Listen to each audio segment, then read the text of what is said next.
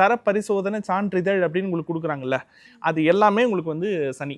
ஏன்னா அந்த டெஸ்டிங்கில் சில விஷயங்கள் வந்து அவுடேட் ஆகி வெளியே போயிடும். எப்படி அவுடேட் ஆகி வெளியே போய்ட்டோம்னா, இப்போ ஒரு 100 துணி நீங்கள் மேனுஃபேக்சர் பண்ணுறீங்க, ஒரு 1000 துணி மேனுஃபேக்சரிங் பண்ணுறீங்கன்னா டெஸ்டிங்கில் ஒரு 10 போயிடும். ஓகேங்களா? அது வந்து எரர் வந்து அங்கங்கே ஏதோ டேமேஜாக இருக்குன்னு சொல்லிட்டு, அந்த டேமேஜாக இருக்கக்கூடிய பொருட்கள் இருக்கு இல்லையா, அது வந்து கோடவுன் ஸ்ட்ரீட்டுக்கு போகும்.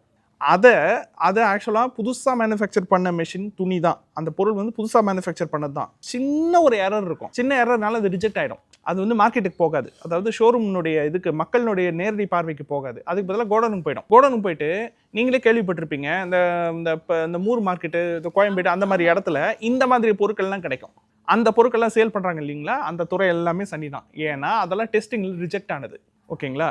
ஸோ இப்போ அதே மாதிரி நீண்ட நாள் ப்ராஜெக்ட்னு இருக்குல்ல, ஒரு ப்ராஜெக்டை உருவாக்குறதுக்கு 6 மாசத்துலேருந்து 1 வருஷத்துக்குள்ள எடுத்தா பரவாயில்ல. 15 வருஷ ப்ராஜெக்ட், 20 வருஷ ப்ராஜெக்ட், 25 வருஷ ப்ராஜெக்ட் டெவலப் பண்ணிட்டே இருப்பாங்க டெக்னாலஜியை. இப்போ வந்து பெட்ரோலுக்கு ஆல்டர்னேட்டிவா இப்போ எலக்ட்ரிக்கல் வெஹிக்கல் வந்துருச்சு.